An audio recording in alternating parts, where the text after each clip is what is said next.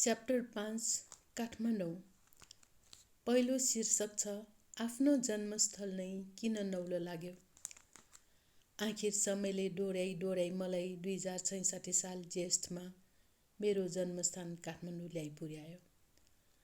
सुरुमा डेरा खोज्दै गर्दा केही दिन मेरी नन्द सरिता रेग्मीको घर नक्सालमा बसेकी थिएँ। अङ्कित त्यहीँ बसेर पढ्दै थियो। लाजिमपाट स्थित एउटा फ्ल्याट 2 बेडरुमको राम्रो लाग्यो। भान्साको पछाडि एउटा सानो किचन गार्डन थियो भने घर अगाडि गाडी राख्ने ठाउँ पनि थियो। फ्ल्याटमा सर्दाखेरिको दिन भने नन्द सरिता र मेरो फुपू नानी बाबा एकदम व्यस्त थिए। कोठामा सामान मिलाउँदै दिन बित्यो। एकजना बहिनी सहयोगी आएर घर सफा गर्ने, भात पकाउने गर्न थालिन्। 2 दिनपछि नन्दले भाउजू लौ हिँड्नुस् मसित, म तपाईलाई तरकारी, दाल, चामल, मसला किन्ने पसल देखाइदिन्छु भन्नुभयो। मस्कोमा आफू पढ्न बस्दा आफैले पसल गई किनेर ल्याउने र बिहान खाजा र बेलुकी एक छाक भने प्राय साथीहरूसित मिलेर पकाएर खाने गरेका दिनहरूको झलझली याद आयो। हरेक किसिमले आफ्नो जीवनको अनुभव मौकामा काम आउँदो रहेछ जस्तो लाग्यो। हुनु त मस्को र अहिलेको परिस्थितिमा आकाश जमिनको अन्तर थियो।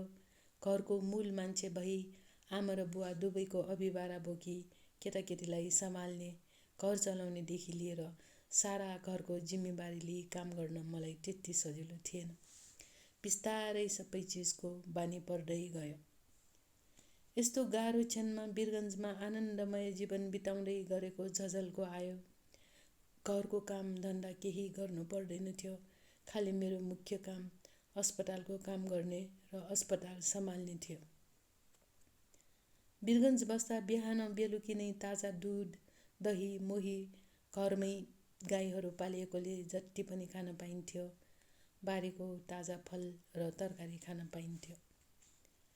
यी सबै कुराको याद आउँदा मेरो मन खिन्न हुन पुग्यो। हुन त बितेका कुराको सम्झनामा दुःख गरेर बस्ने बेला थिएन। बितेका कुराहरूबाट शिक्षा लिने हो। जिउनु त वर्तमानमा छ।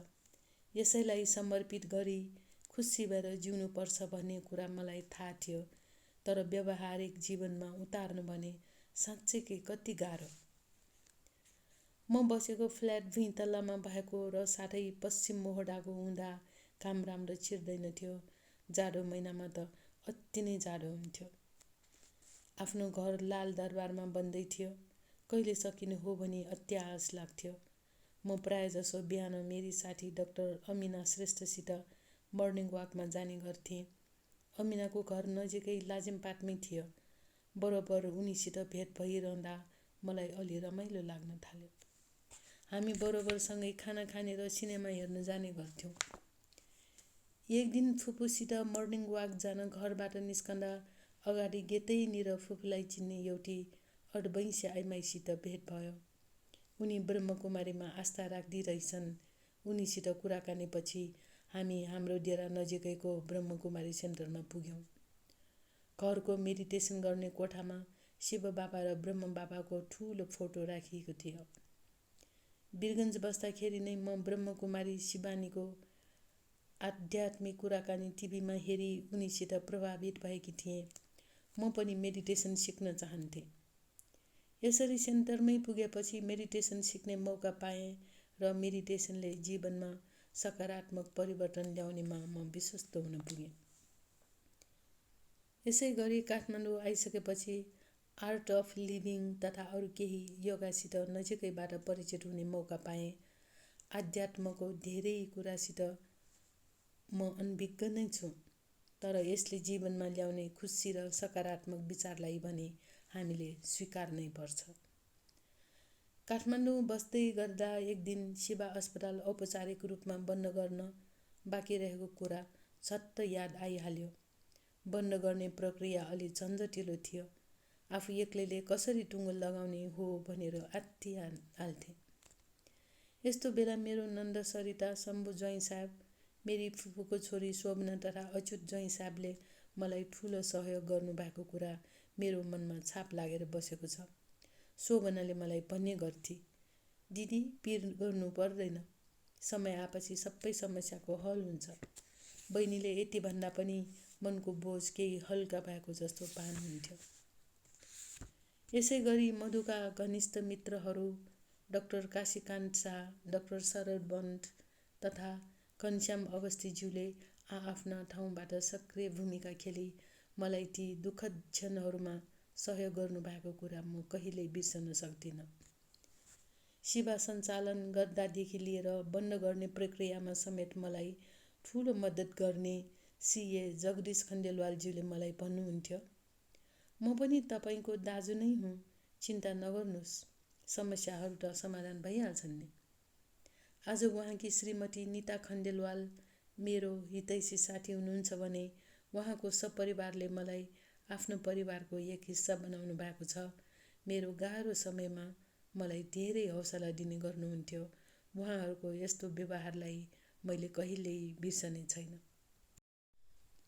च्याप्टर 5 को कन्टिन्युएसन शीर्षक आफ्नो सिपलाई निरन्तरता दिँदै। काठमाडौँ आएको लगभग 1 महिना भएको थियो।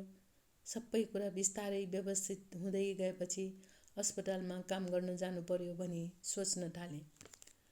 डाक्टर अमिनाले मेडिकेयर नेसनल हस्पिटलका अध्यक्ष डाक्टर अवनीभूषण उपाध्याय तथा अस्पतालको medical director doctor Pradeep Kumar यादवसँग कुराकानी गरी मेरो क्लिनिक मेडिकेयरमा मिलाइसकेकी थिइन्।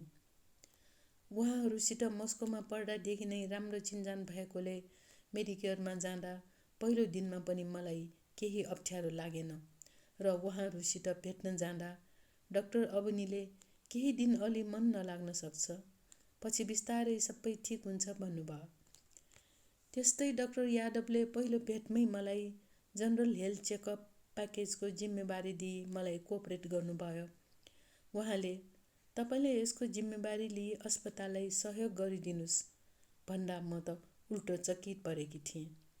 यस्तो थियो मेरो पहिलो इम्प्रेसन अस्पतालमा काम सुरु गर्दा।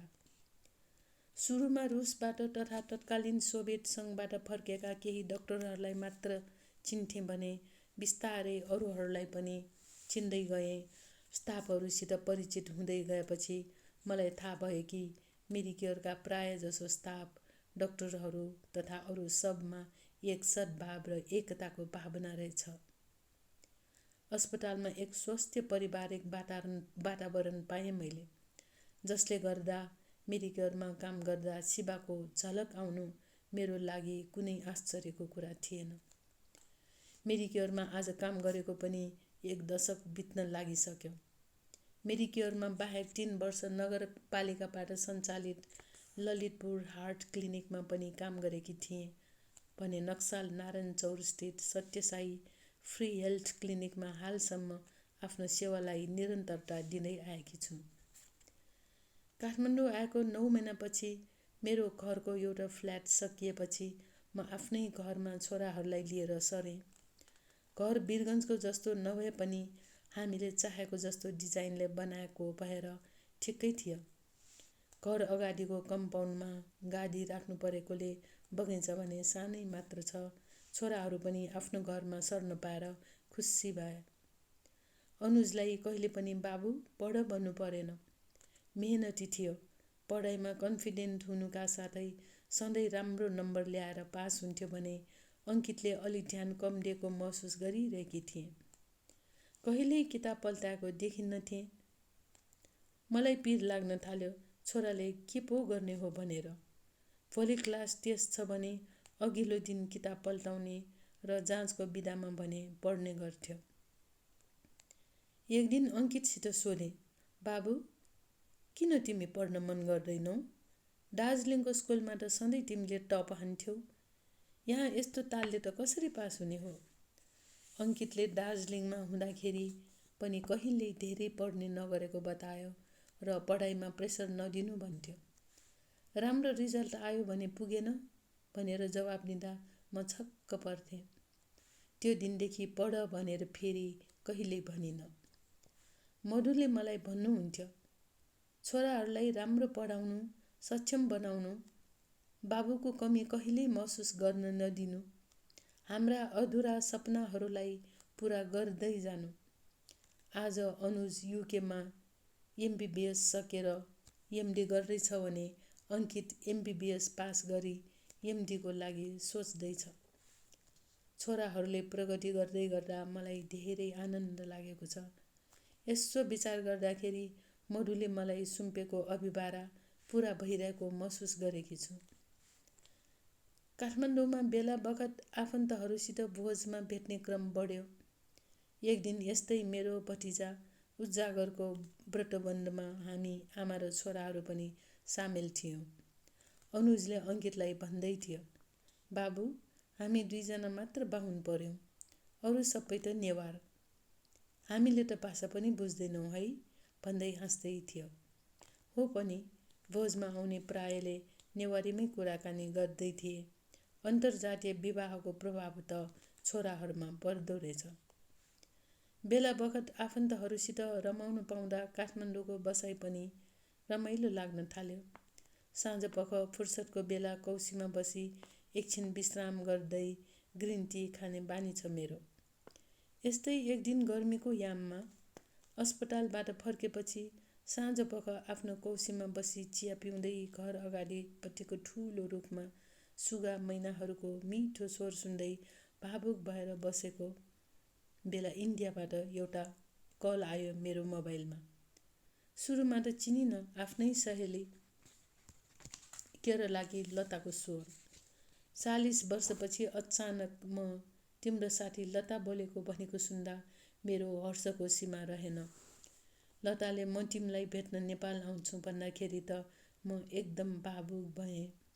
फोनमा कुरा भएको 2 महिनापछि लता आफ्नो छोरा अर्जुनलाई लिएर काठमाडौँ एयरपोर्टमा ल्यान्ड गरिन्। 4 दशक बितिसक्दा पनि साथीलाई चिन्न केही गाह्रो भएन। पक्कै हो, अनुहार बदलिएको थियो। 40 वर्ष पहिलेको जस्तो तन्नेरी अवस्था थिएन। तर 32 दन्त देखाई हाँस्ने उसको निर्दोष अनुहारमा भने केही फरक थिएन। पहिले कपाल लामो बाक्लो थियो भने अहिले कपाल कुमसम्म मात्र आउने गरी काटेको थियो र पनि सुहाइरहेकै थियो।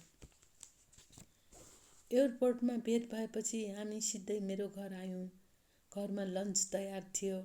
लन्चपछि हामी गफ गर्दै 40 वर्ष पुरानो कुरा सम्झिन पुग्यौँ। फेरि एकपटक विद्यार्थी जीवनमा फर्केको अनुभव भयो। आफूसँग पढेका साथीहरूलाई याद गर्यौँ र यस्तै गरी आफ्ना केटाकेटीका विद्यार्थी जीवनमा बिताएका ठाउँ, हाम्रो प्यारो मस्को, लुम्बा जन मैत्री विश्वविद्यालय तथा आदरणीय प्रिय गुरुहरूलाई सम्झन पुग्यौँ। त्यो दिन रमाइलोसित बितेको थियो। भोलिपल्ट मेरा 2 छोराहरू लता र उसको छोरालाई लिएर म 2 दिनको लागि नुवाकोटको फेमस फार्म हाउसतिर लागेँ। पहाडको बाटो हिँड्दै गर्दा सबैजना रमाउँदै थिए। त्यहाँ माटोले बनाएको पुरानो डिजाइनको 2 तल्ले सानो घर थियो। घरका पुरानो ढाँचाका झ्यालहरूले पौराणिक सुन्दरता झल्काइरहेका थिए। घरका झ्याल बाहिर झुन्ड्याइएका लालटिनहरूले रातिको समय घरलाई थप सुन्दर र उज्यालो बनाएका थिए। घर जङ्गलको बीचमा अनि घर अगाडि रङ्गी-चङ्गी फुलले सजाइएको सानो बगैँचा, माछा पालेको सानो पोखरी थियो। कल कल आवाज निकाल्दै खोला बगिरहेको रमणीय दृश्यले हामी सबैलाई लोभ्यायो। हामी बाहेक केही विदेशीहरू पनि आआफ्ना धुनमा मस्त देखिन्थे। त्यो दिनको र भोलिपल्टको क्यान्डल लाइट डिनर भने शानदारको थियो। डिनर रुम एउटा सानो कोठामा थियो। एउटा मधुरो बत्ती बलेको थियो। डाइनिङ टेबलमा राखेको क्यान्डलको रोशनीले कोठालाई थप उज्यालो पारिएको थियो। डिनरमा आलुको प्युरे, कटलेट, माछा, ससेज, सलाद आदि खानेकुराले सजिएको थियो। मलाई र लतालाई त्यहाँको वातावरण र खानेकुरालाई मस्कोको याद दिलायो। नुवाकोट एक ऐतिहासिक ठाउँ हो नेपालको। हामी पृथ्वीनारायण शाहको 9 तल्ले दरबार पनि हेर्न पुग्यौँ। दरबारका भित्ताहरू तथा झ्यालढोकाहरूमा नेपाल र तिब्बतको मिश्रित आर्ट अङ्कित गरिएका थिए। त्यो ठाउँ पुरानो किल्ला पनि थियो। राजाहरूले यहाँबाट काठमाडौँ भएर तिब्बत र चीनसँग व्यापार गर्थे। हालसालै फेरि पनि म सरोज, मेरो रुसको पहिलेदेखिको साथी डाक्टर तुम्ला शाह र उनकी छोरी डाक्टर विभूति शाहसित नुवाकोट घुमेर आएका थियौँ। काठमाडौँमा डाक्टर तुम्ला शाहसित लगभग 36 वर्षपछि विक्रम सम्वत 2075 सालमा काठमाडौँमा भेट भएको थियो। ऊ मलाई भन्ने गर्थे, शशी, म जहिले पनि तिम्रो साथमा छु। केही जरुरी पर्दा रात बिरात नभन्नु, एक्कल गर्न नहिचकिचाउनु। आत्मीय साथीहरू नै सच्चा साथी हुँदा रहेछन्। सुख र दुःखमा जसले साथ दिन्छन् उनीहरू नै आफ्ना हुन्। काठमाडौँ आएपछि रुसमा पढेका आफ्ना नजिकैका केही साथीहरूसित बरोबर जमघट हुन थाल्यो। डाक्टर अरुणाको घरमा जमघट हुँदा उहाँको श्रीमान हाम्रो साथी पूर्व जज साहेब सन्तोष कार्कीले हामीलाई स्पेसल इक्रा र कलबासा किबबाट बेला बेलामा लिएर बिर्सन लागेको रसियन खाना नेपालमै खान पाउँदा हामी सबै खुसी हुने गर्थ्यौँ। साथीहरूले पालै पिलो गरी टोस्ट उठाउँदाखेरि हरेकले केही न केही रसियन भाषामा बोल्न अनिवार्य थियो।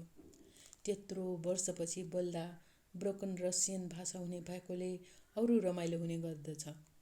साथीहरूको यस्तो जमघटले हामीलाई आफ्नो विद्यार्थी जीवनको याद दिलाउनुको साथै भावनात्मक रूपमा रुसमा बसेको अनुभव गराइदिँदो रहेछ। जुलाई 2019 तिरको कुरो हो। मेरो पेरुकी सहेली डाक्टर सान्द्रासित फोनमा कुरा हुँदै थियो। उनी सोधिन्, नेपाल घुम्न कुन समय उपयुक्त छ? म तिमीलाई भेट्न नेपाल आउँछु। उनले ठट्टा गरेकी होलिन् भन्ठाने। त्यति टाढाबाट के आउँथे र जस्तो लागेको थियो। 1 हप्तापछि मेसेन्जरमा नेपाल भ्रमणको तालिका पठाउँदा म दङ्ग परेकी थिएँ। सान्द्रासित पहिले मस्कोमा बिताएका पलहरूको याद आउन थाल्यो। नेपालमा भेट्दा कति रमाइलो हुने होला भनी कल्पनाको सागरमा डुब्न पुगेँ। यसरी 35 वर्षपछि 2019 नोभेम्बरमा सान्द्रा र बङ्गलादेशको मेरो साथी डाक्टर मालोई रञ्जनसित पुनर्मिलन हुँदाको क्षण अवर्णनीय रह्यो। प्रकृतिको धनी नेपालको सौन्दर्य तथा चन्द्रगिरी डाँडाबाट माउन्ट एभरेस्ट समेतको हिम श्रृङ्खलाहरू देख्दा उर्लेको हर्षको सीमा रहेन। आफ्नो देश फर्कन लाग्दा एयरपोर्टमा सान्द्राले गहभरि आँसु पारी बिदा मागेको क्षण भने अति मार्मिक रह्यो। च्याप्टर 5 को अन्तिम शीर्षक भ्रमणभित्र लुकेको ऊर्जा। एक शनिबारको दिन दुवै छोराहरूसित आमा बुवालाई भेट्न पाटन पुगेकी थिएँ। गफै गफमा अनुजले, मामु जाउँ रारा ताल घुम्न, एकचोटि आफ्नो जीवनकालमा जानै पर्ने ठाउँ हो भन्न थाल्यो। राराको वर्णनमा तालहरूको रानी भनेको सुनेकी त थिएँ, तर सबैले बाटो कठिन छ, पुग्न गाह्रो छ भनेको सुन्दा जान आँट गरेकी थिइनँ। अङ्कितले केही गाह्रो हुँदैन, रमाइलो गर्दै बिस्तारै जाने भनेपछि म तयार भएँ।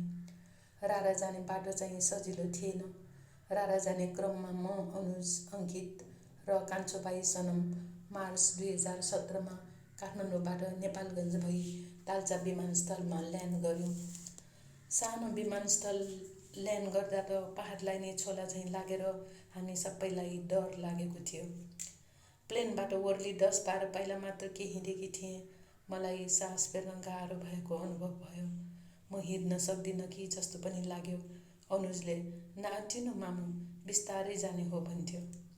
रारा तालमा हामी बस्ने होटलको एकजना मानिसले हामीलाई लिन आएको थियो। उसले माथिको डाँडालाई देखाउँदै त्यहाँसम्म चढ्नुपर्छ अनि सम्ममा हिँड्ने हो भन्यो। माथि उकालो लागेपछि सम्म बाटो आयो भन्ठानेकी त झन् उकालो ओह्रालोले पछ्याएको पछ्याई मुस्किलले बिस्तारै हिँड्दै गयौँ। हामी सबैलाई बिस्तारै सजिलो हुँदै गयो। 2 घण्टा हिँडेपछि 3 जना राराबाट फर्किरहेको यात्रुहरूलाई भेट्यौँ। उनीहरू थाकेर होला सायद, रुखमुनि लम्पसार परेर पल्टिरहेका थिए। रारा पुग्न कति समय लाग्छ भनेर सोद्धा उनीहरू भन्थे, अरू 3 घण्टाको बाटो छ। राराको वर्णन उनीहरूले गरे। स्वर्ग हो रारा त स्वर्ग। उतिखेरै हाम्रो गाइड आएर अलि छिटो हिँडौँ भन्न थाल्यो। साँझ परेपछि यहाँ भालुहरू आउने गर्छन्। मेरो आँखा चारैतिर घुम्यो। त्यतातिर बास बस्नु पर्यो भने एउटै घर बस्ती थिएनन्। बाटोमा हिँड्दा अगाडि कोही मानिसहरू हिँडेका पनि देखिँदैनथे। अरू 2 घन्टा हिँडेपछि बल्ल रारा तालको एक किनारा देखिन थाल्यो। तालमा आउने जाने छालले निकालिरहेको ध्वनि सुन्दा मन आनन्दित भई थकाइ पनि मेटेको जस्तो भान हुन्थ्यो। सबैजना राराको पहिलो दर्शन पाएर दङ्ग भए। अर्को किनारा भने देख्न सकिएन। मैले सोचेकी थिएँ अब त हामी बस्ने होटेल नजिकै होला भनेर। थाहा पाएँ कि अझ 1 घन्टा हिँड्नुपर्छ भनेर। तर जे होस्, अगाडिको बाटो भने राम्रै थियो। हामी तालकै किनाराबाट हिँड्दै ठाउँ ठाउँमा फोटो खिच्दै रमाइलो गरी साँझ परेपछि होटल पुग्यौँ। बाहिर अँध्यारो हुँदै थियो। हातमुख धोएर चिया र बिस्कुट खायौँ। बेलुकीको खाना अर्डर गरेपछि हामी पहिलो तल्लामा आफ्नो कोठामा केही समय विश्राम गर्न गयौँ। बेलुकी दाल, भात, मासु र गुन्द्रुकको झोल र तारेको आलु खाएपछि केही बेर कोठा बाहिरको बरन्डामा बसी हामी चारैजना गफ गर्न थाल्यौँ। मैले कालो चिया पिउँदै थिएँ भने छोराहरू र भाइले बियर खाँदै सूर्य अस्ताउने बेलाको राराको मनमोहक दृश्य हेर्दै थिए। म थाकेकोले छिट्टै सुत्न गएँ। भोलिपल्ट 9 बजेतिर बिहानको नास्ता गरी म र सनम रारा ताल घुम्न तल ओर्लियौँ।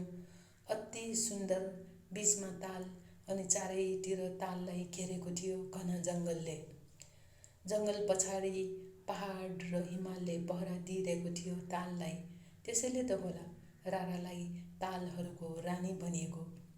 कसैले धरतीको अप्सरा पनि सम्बोधन गर्थे। जङ्गल, पहाड र हिमालको छाया तालमा पर्दाखेरि अझ त्यहाँको सिन आनन्ददायक बनेको थियो। शान्त वातावरण, चराचुरुङ्गीको स्वर सिवाय केही सुनिँदैन थियो।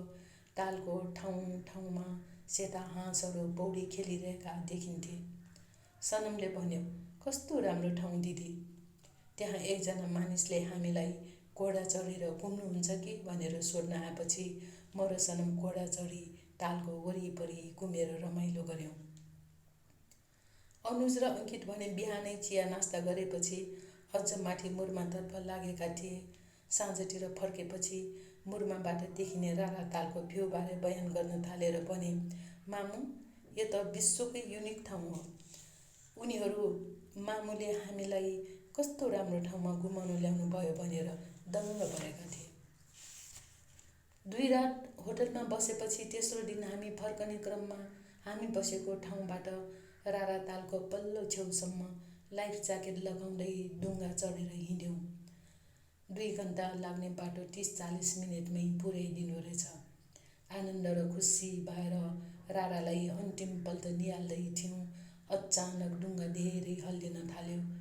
नाउले आत्तिनु पर्दैन, बीच भागमा पुगेपछि यस्तै हल्लिन्छ भन्न थाल्यो। नभन्दै बिस्तारै हल्लिने क्रम कम हुँदै गयो अनि केही बेरपछि पारीपट्टि हामीलाई पुर्यायो।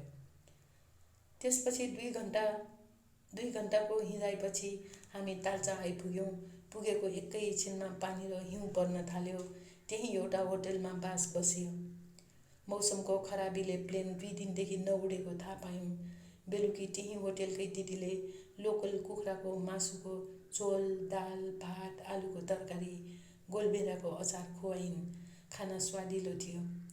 दिदीसित गफ गर्दै गर्दा थाहा पाएँ कि त्यस ठाउँबाट अस्पताल पुग्न 1 दिन हिँडेर जानुपर्छ रे। सिकिस्त बिरामी भयो भने त भगवान भरोसा बन्न थालिन्। भोलिपल्ट घाम लाग्यो र प्लेन आइपुग्यो भन्दा त लामो सास फेरेँ मैले।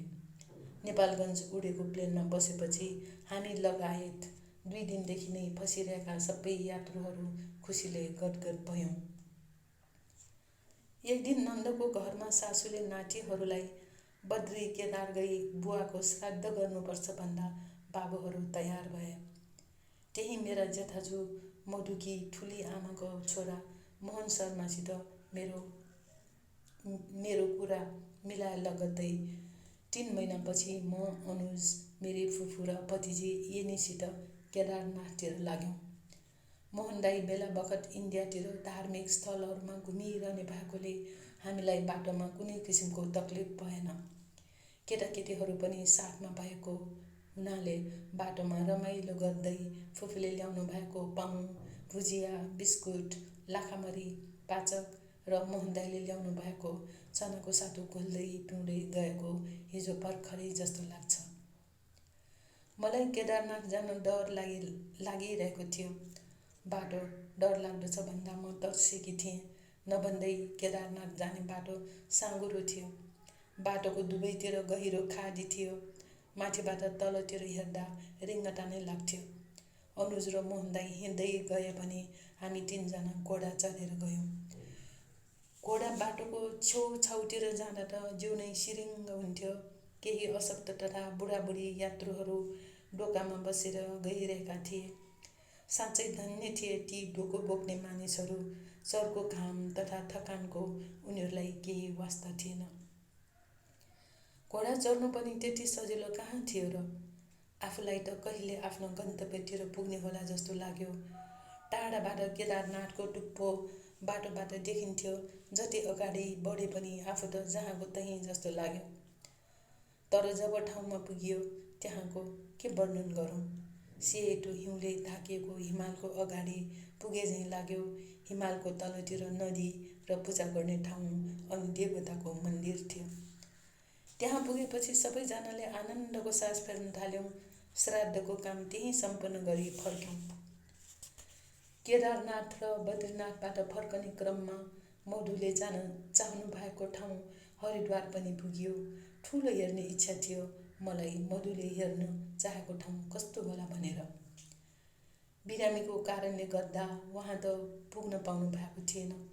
गङ्गाजीमा राति आरती गरेको हेर्न हामी अरू आगन्तुक तथा भक्तजनहरूको साथ गङ्गाजीको एकापट्टिको किनारामा बसेका थियौँ भने अर्को किनारामा थुप्रै पुजारीहरूले ठाउँ छरिएर बसी एकैसाथ एकै समयमा शङ्ख घण्टा बजाई आरती गर्दा त्यहाँको वातावरण आनन्दमय भएको थियो।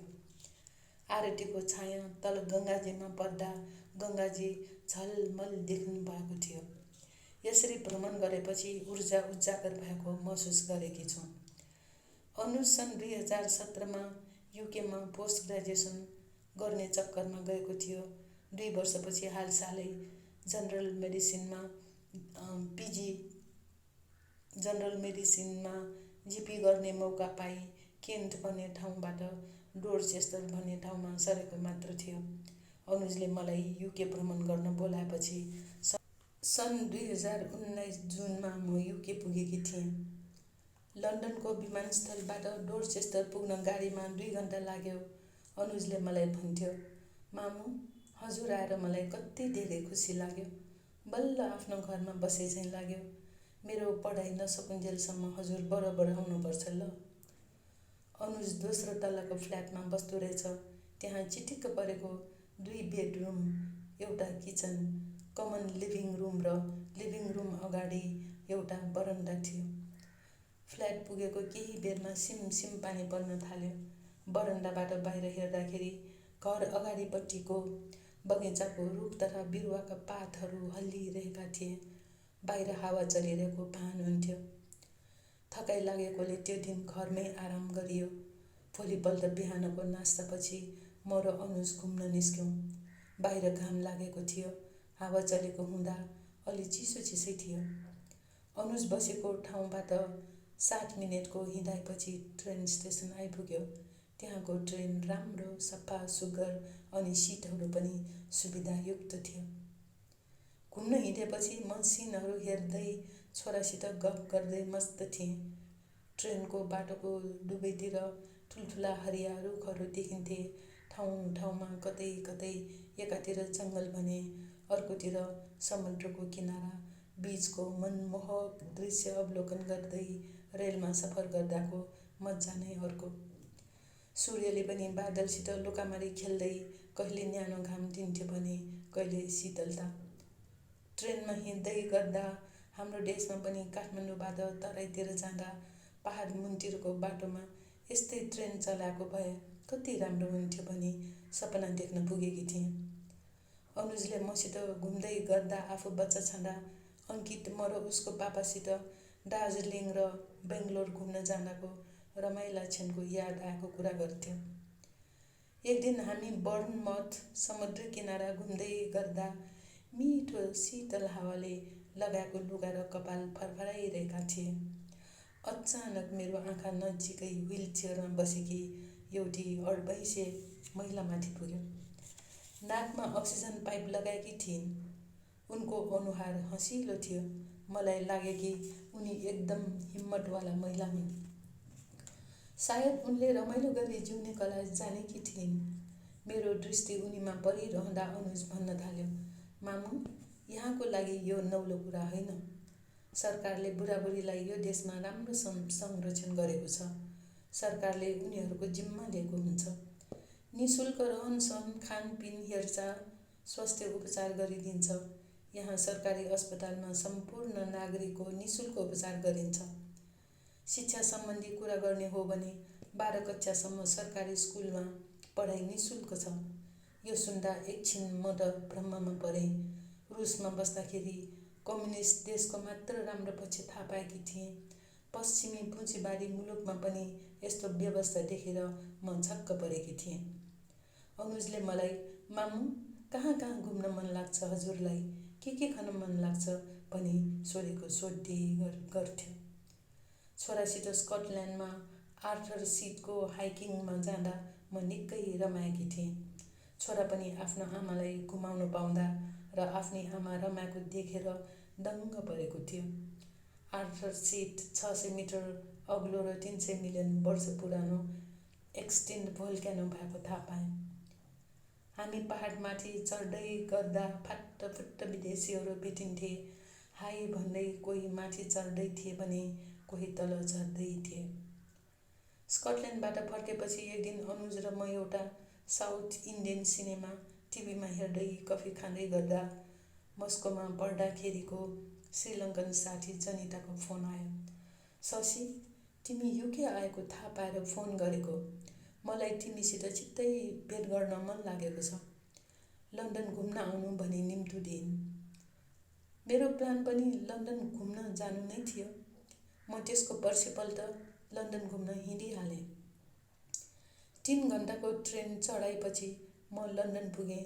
जनिता मलाई स्टेसनमा लिन आएकी थिई। हाम्रो भेट नभएको लगभग 3 दशक भएको थियो। जनिताले आफ्नो घर पुगेपछि मलाई भन्थे, शशी, मेरो घर तिम्रो घर हो। केही सङ्कोच नमान्नु, केही कुराको जरुरी छ भने लाज नमानिकन भन्नु। यसरी साथीले मलाई आफ्नो घरमा स्वागत गरी। जनिताको छोरी जयानी र छोरा शङ्करले लन्डन घुमाइदिए।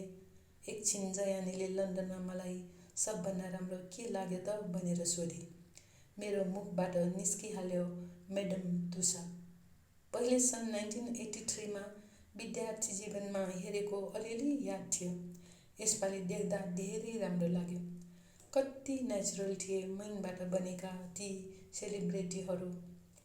जनिताकोमा बस्दै गर्दा शुक्रबार साँझ मस्कोमा हाम्रै विश्वविद्यालयमा पढेको हाम्रो भाइ इन्जिनियर जीवन वज्राचार्यले मलाई उसको घरमा निम्तो दिई लिन आयो।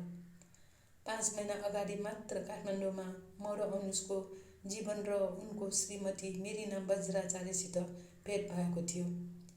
मेरिनाले त पहिलो भेटमै आफ्नो बहिनीसित भेट भए जत्तिकै प्रभाव पारेकी थिई। फेरि लन्डनमा यति चाँडै भेट गर्न पाउँदा हामी सबैलाई राम्रो लागिरहेको थियो। उनीहरूसित ग्रिनविच घुम्दै गर्दा आफूले स्कुलमा केटाकेटीमा पढेको ग्रिनविच मिन टाइमको बारे केही सम्झना आएको जस्तो भयो र त्यहीँ पार्क घुमघाम गरी एकछिन हामी चिया खान बस्यौँ। पार्कमा गफ गर्दै अतीतका विद्यार्थी जीवनको मस्कोका साथीहरूलाई सम्झन पुग्यौँ। अनुज र मेरा साथीहरूले मेरो युकेको भ्रमण अविस्मरणीय बनाइदिए। युकेको रमाइलो भ्रमण सकिएपछि अनुजलाई युकेमा छाडेर आउन मलाई साह्रै गाह्रो भएको थियो। फर्कने दिन छोराले मलाई एयरपोर्टमा छोड्न आउँदा भन्थ्यो, मामु, हजुरले मलाई बरोबर भेट्न आइरहनुपर्छ है। युकेबाट फर्केपछि मेरो पुरानो दिनचर्या फेरि सुरु हुन थाल्यो। 1 महिनाको लामो विश्रामपछि किताब लेख्ने काम फेरि सुरु गरेँ। लेख्ने काम अन्तिम चरणमा पुगे झैँ लाग्यो। एक दिन लेख्दै गर्दा एकाएक मेरो आँखा भित्तामा झुन्ड्याइएको घडीमा पर्न गए। बेलुकीको 9 बजिसकेको रहेछ। अस्पतालको ड्युटी सकेर भर्खर आएको छोरा अङ्कित मेरो कोठाभित्र पस्यो। 1 कप ग्रिन टी मलाई दियो र आफू पनि पिउँदै उसले मलाई सोध्यो, मामु, हजुरको डायरी लेख्ने काम सकियो त? जवाफमा मैले हाँस्दै भने, बाबु, भर्खर त सुरु भयो, कहाँ सकिन्छ।